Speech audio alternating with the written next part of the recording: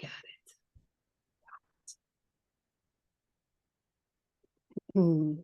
Joining us on today's episode, she is a yoga teacher, teacher trainer, author of the book Head Over Heels, A Yogi's Guide to Dating, as well as other books.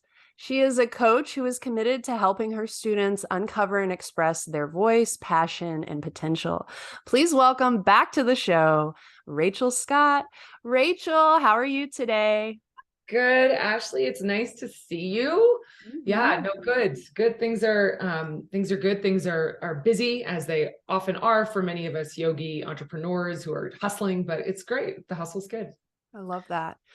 Would you like to introduce yourself a bit more and share who you are in the world of yoga? Sure.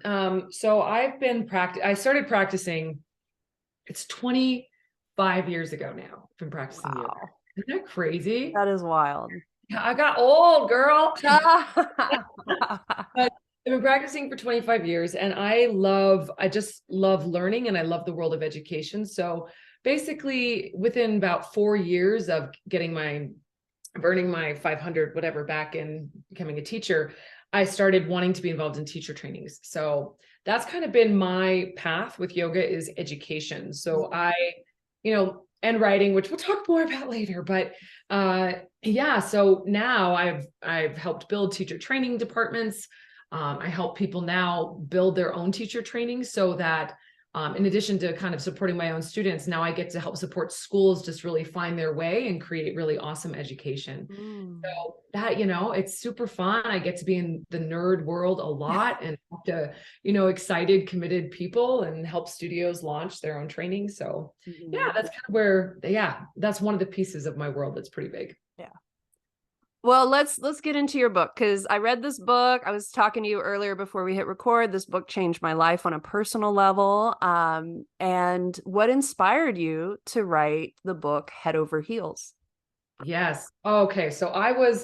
All right. So I was just hit 40, I think, when I Mhm. wrote this. And what happened is I just broken up with my boyfriend who we'd been together for 7 years. And after my divorce, which was another story. So and we'd been struggling because he really didn't want kids. I wanted kids. And we finally just kind of reached this impasse where it wasn't working. And so there I was going like, oh my gosh, I had the big dream of the partnership and the traditional Mhm. marriage, like having kids with the person that you're with, kind of thing. Um, Mhm. Mhm. and I thought, well, I'm not really making many inroads sitting on my couch, drinking my wine and eating popcorn and watching Downton Abbey, although that is fun. And I thought, well, come on, I got to get if I really want to make a run at this, I got to do it. So I basically in one week I signed up for I think like 6 different dating services, tried them all. And I was like, I'm getting out there. And so that led me on this journey towards going on a lot of first dates and to getting out there and meeting people and putting myself into that space. And I hadn't been there since the 90s when it was like just like when there were just like these little tendrils of online dating. It was really not cool yet. It was like you're Yeah. gonna get killed. But so I was back in that world, and I started to realize as I went on all of these dates and met people that dating was the perfect opportunity to practice yoga. It's like dating. Mm. We all know relationships are really a path towards spiritual enlightenment and self-growth and personal development because you have someone to mirror back things to you that we just can't see on our own, to bring up stuff that we can't just do when we don't usually elicit when we're solitary. But Mhm. dating is this really amazing place to kind of to put our training wheels on and really practice what we preach. So Mhm. yeah, it became this big journey. I love your book because it talks about apps and navigating that. And there's something, it can feel very, or at least for me, and you've mentioned in your book, it can feel very dehumanizing, like swiping right or left, like based on someone's picture. And I love how you address it in the book. But and there's a lot of points to your book about why dating is so hard. But in a nutshell, do you care to share like why is dating so hard? Oh, it's extreme. I mean, dating is, God, there's so many elements of it, especially with the online stuff these days, because Yeah. as you say, it's so dehumanizing and it's easy to become callous in that world where Mhm. we're just where we become cavalier, and because it's like this self-protective measure. You're looking at a bunch of people, you're Mhm. trying to figure out what you want. And it's overwhelming to actually think about each of these people as an individual human. So, that's one of the things that makes it hard, way before you meet people, like way before you even encountered somebody. But then the encountering of somebody is just like this crazy learning opportunity, because we show up with all of our hopes, dreams, and expectations. And one of the things that is amazing about dating, which we don't find in very many arenas, is that we usually walk in, if you're keen and not just doing it to be entertained, which some people do, but if Mhm. you're actually really looking for somebody, you walk in and it's this mix of like, oh my gosh, this moment could change my life. Like this could be it. And then the fear of putting ourselves out there for somebody. So there's this massive exposure, but at the same time, it's totally low risk. Like you don't know this person, you never have to see them again. And yet our emotions get so high because honestly, if we're out there, we're putting ourselves out there, we're usually looking for something. Mhm. Mhm. If we're Mhm. doing it sincerely, that Yeah. is, right. So what would be one thing specifically that we all might get wrong about dating? I think having to be someone that we're not, you know. Oh, yeah. Our representative showing up to the first date. Yeah. That's Yeah. a great way to put it. Yeah, it's like I will bring my shiniest, best self forward, and I will not, and you will not see the real me. And then, of course, eventually, if even if you did manage to fool someone or yourself for a couple of dates, eventually our own wonderful quirkiness, which is what makes us so lovable, is going to come out. But we all tend to sometimes hide those things rather than bringing them to light. Or for me, it's honesty. Like I would want to lie through my teeth to dates. Like because I have this kind of desire not to hurt anybody's feelings.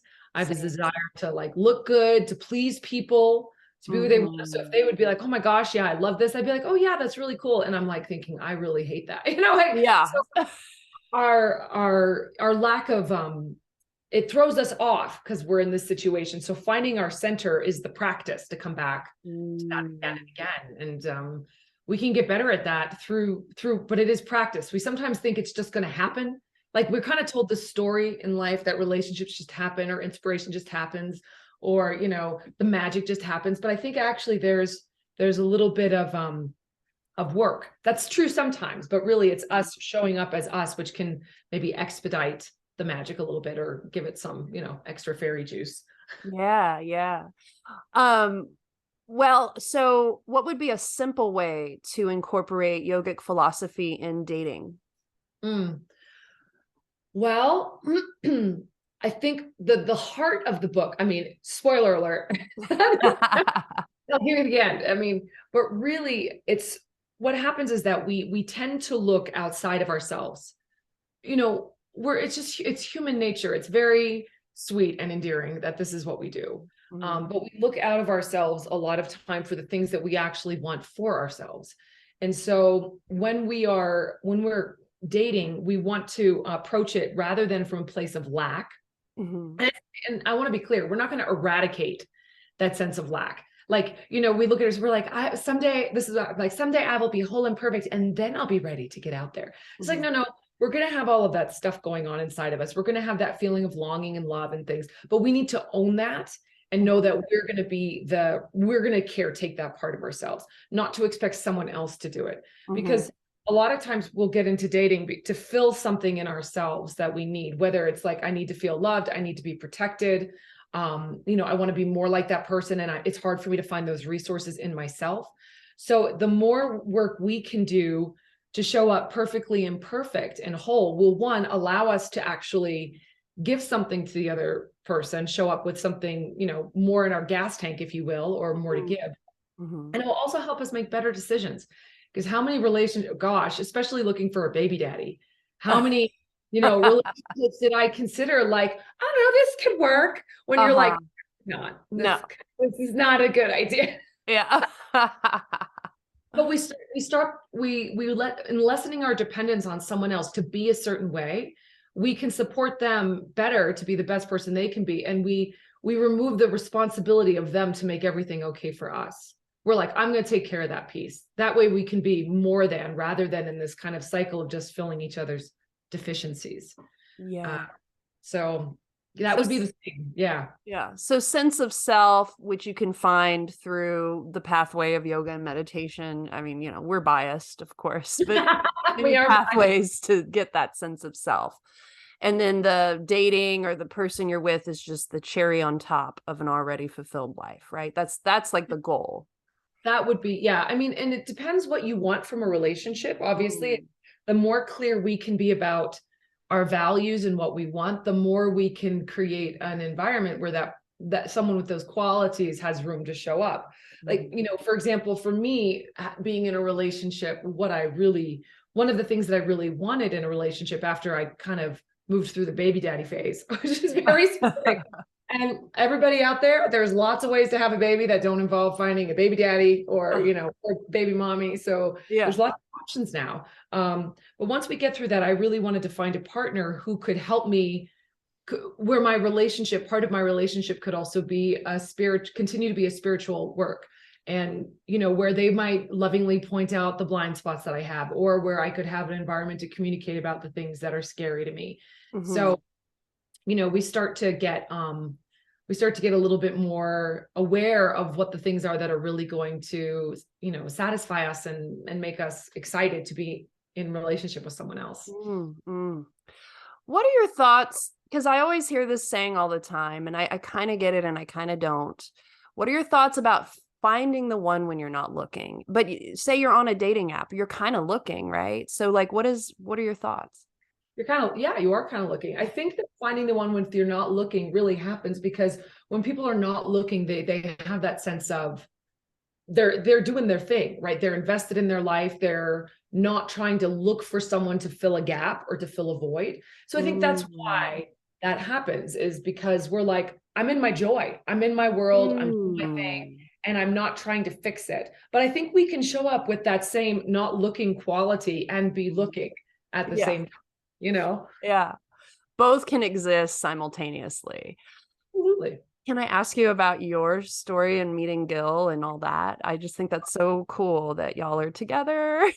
Oh, I know, he's the bomb. Well, he came later, so I went through the fire of the baby daddy experience. And what was interesting is that I came to this point, again, spoiler alert for everyone out there, but eventually I was involved in these relationships. It was also torturous. Like, this was such a crazy time in my life. And I think people will understand where the expectations of where you think you're supposed to be and your life are not the same. Yes. And it's so painful. And eventually you go, wow, okay, I either am going to live in this sort of pit of unmet expectations, or I'm going to adapt, expand, and try to and thrive in the life that I have. And so, after trying to kind of fit a relationship into, my scenario, I kind of realized, you know what? And this is when, at the end of the book, you'll see I'm kind of like, all right, where am I at? Right. I've done this thing. I had a relationship for like a year, which was incredibly illuminating, but also it didn't work. Couldn't shoehorn it into the thing that I wanted, even though he's a great guy. And so, and that started to reveal something about me. I'm like, wow, having the right relationship is more important to me than having the kid. And that was, because some folks out there, that's totally great, will have a relationship where they're kind of like, you know what, I'm making some compromises here, but that's okay, because this family vision is what I want, or or we fall into things sometimes that way. But for me, it was kind of like, actually, I can't do that. Like, so I decided to try to have a child on my own, which was, yeah, I know, this is like postscript. So I did the sperm clinic thing. I did the shoot sperm up your vagina, in a medical setting. I did that a few times. I did that 4 times. And at the end of that, I kind of was like, okay, like I've given it a good heave ho. Like, I gave it a good try. I kind of said to the universe, I'm putting myself out here. It was terrifying. Here I am, I'm a yogi, and like a single woman, and that's what I'm going to do. And anyway, so but I kind of reached this contentment with that particular piece. I was like, you know, when you give something a good try and you're like, okay, like the Bhagavad Gita, do your best and let go of the results. I was like, okay, my best, let go of the results. And then after that, after I kind of reached this point of going like, okay, I'm stepping beyond that piece. I'm going to go see how I can be, you know, because what I really wanted from motherhood, I think, was connection and love. And I'm going to go create those things in a different way. Like, okay, like how can I create that for myself? And so Gil and I met, and he's, of course, he has 3 kids already, fully grown, no interest in having more children. Like that's not on the table. But we met at this point where he'd had his kids and I'd kind of gone through this whole journey. And so now we're together. And what's really fun is that I have access to his children. You know, they're 3 humans, and you know, I get to be connected to them. And it's, you know, I wouldn't go so far. They're older, so I wouldn't say that I'm a stepmom, but I get to be kind of like an adult friend figure to them, which is so rewarding. And they're just awesome. So, you know, community and family and love takes lots of different forms. And we really just want to relish and, you know, love on and invest in the ones that we've got and who's around. I love that. And I love that you still get that family. It just looks different than what you might have originally thought. That's so, thank you for sharing that. I love hearing that. So let's go back to dating. And in your book, you talk about boundaries while dating, and dating is an opportunity to uphold boundaries. So do you care to give an example about that? Well, there's this one. Well, you know, immediately when I think of boundaries, I mean, there's so many ways in which this comes about. Let me just flash back. One of the challenges of one of my previous relationships was my difficulty in upholding boundaries to do the things that I needed to do to make me happy in the relationship. You know, it's like something as simple as, you know, I want to go to the yoga class, but my partner is really wants me to be around, and so I don't do that for myself, and so then I'm with them, but then I'm kind of angry and sad. So figuring out how boundaries are really about, I used to think they were really mean. I used to think like that boundaries meant that I wasn't giving or nice, because it's like if you're a people pleaser out there, sometimes we feel like having a boundary or speaking our truth is not loving. And it's something I still work on. I'm with a partner, fortunately, who is so generous and lets me have so much freedom without any sort of guilt trip or anything like that. That it's, you know, I don't have to run up against that so much. But creating a boundary is a way of actually supporting yourself to be the best person in the relationship, so that you can show up in a more full way. And partners don't always, you know, have the same needs or have the same, you know, they might fill their well in a different way. And so they don't always understand. So that's just part of the dance. Yeah. And I think about, whenever I hear boundaries, I think about sex. Because it's really, you know, and finding our way through that, which is a whole thorny wicket. But I would just say the thing that I've learned is that if it doesn't feel good, then it's time to step back and figure out what you need to do for yourself to be in a feel good state. Because a relationship that's moving forward where somebody is not in that feeling of freedom and generosity and love means that we have to adjust the relationship. Otherwise it's not sustainable. So sustainability, boundaries create sustainability. That's a beautiful concept. Boundaries create sustainability. Yes. And your answer touches on my next question about basically yoga and sex, or dating and sex and celibacy. And you talk about it a little bit in your book. And care to share with us your thoughts on that?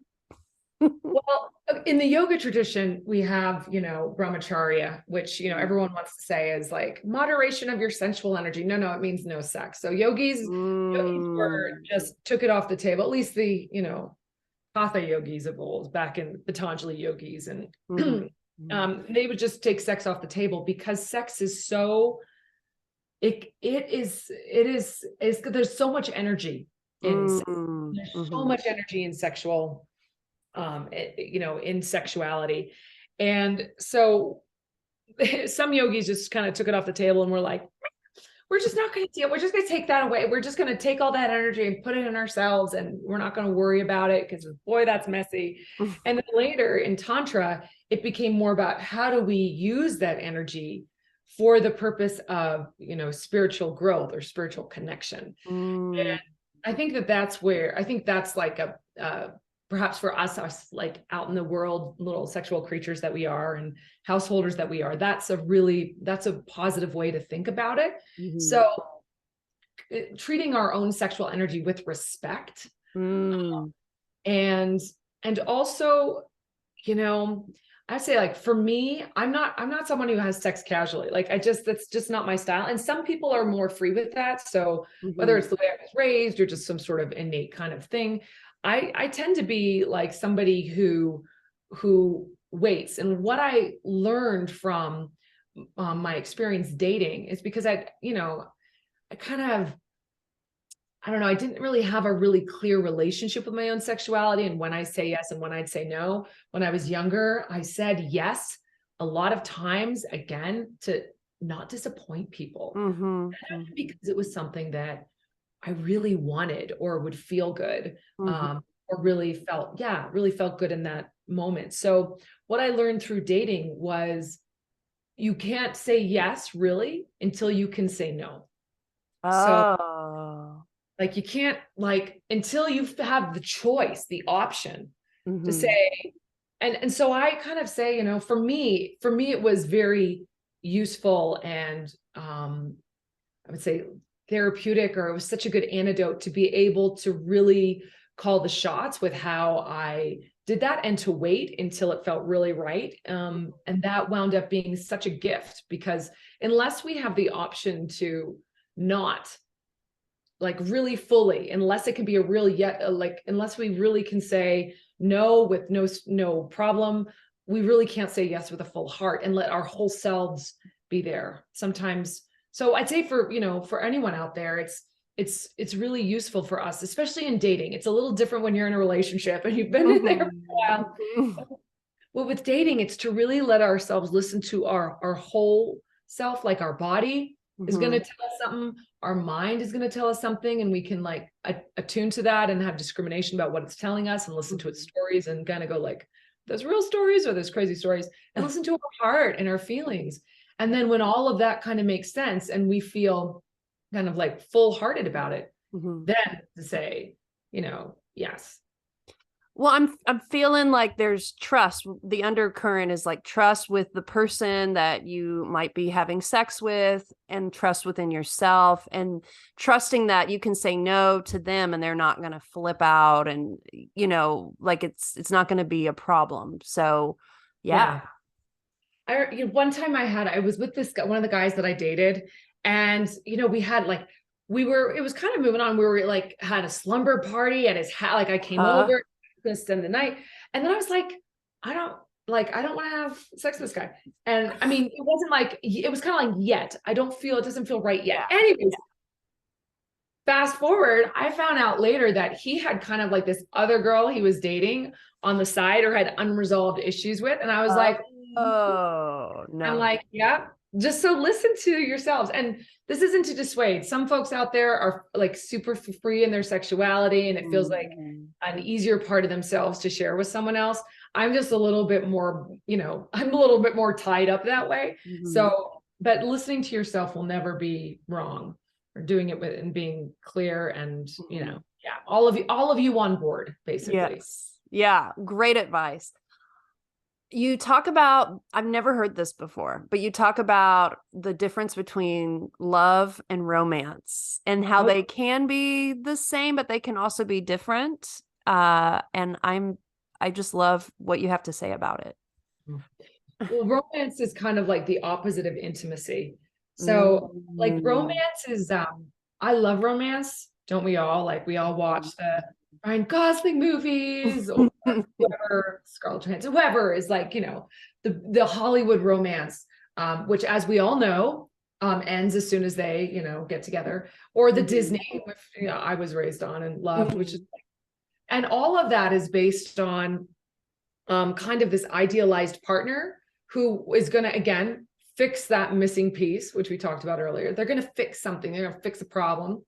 And also it relies a lot on filling in the unknowns with your own head, at least in Disney. Maybe it's, different because it's fiction, but in real life, what we do is we meet somebody, and falling in love, I don't think is quite the same thing as love. We need more words for love.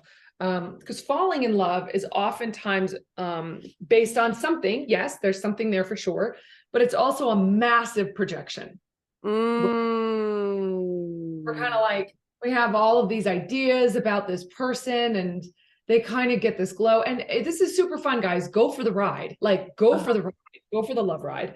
But the truth is that over time, that romance, which is based a lot on not having information, changed into intimacy, which is about having information. And that's right, because that's when we go, oh my gosh, you have an anger issue, or oh my gosh, you can be withholding and petulant, or oh wow, you just gaslight me, or like, what's this weird thing, so we have all, like, people show up and become more and more human and more complex, and that's really fun. So enjoy all parts of the journey. Enjoy the great falling in love, and also enjoy pulling the mask away from that as all those things you projected start to get filled in with more understanding and experience of this human. And that's where, that's kind of where the love work begins.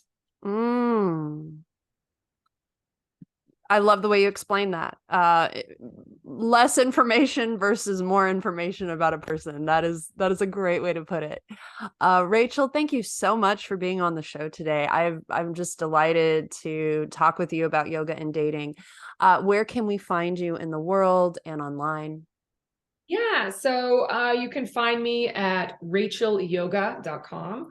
That's so RACHEL. Find me on social media. Like, I'm on Instagram as Rachel Scott Yoga. And I still like, to me, yoga is, I love yoga. I love the practice. Sure, I love mentoring teachers in asana and alignment and anatomy. But really, the thing that keeps me coming back to teaching yoga is because it provides a pathway and a space to ask these questions about ourselves and to ask these questions about the world and how we can live. And so you'll find sometimes I do lots of musings called Yoga and Relationships and Yoga. To this day, I just did one yesterday. So if you kind of are interested in this kind of exploration and how the yoga practice can support it, come and find me. And, we have a little community going on this kind of stuff. So that's awesome. What a great resource. Well, and all of the stuff Rachel mentioned to connect with her will be linked in the show notes. So you're just one click away from connecting with Rachel. Thank you so much. Ashley, great to see you. Thanks for having me. All right.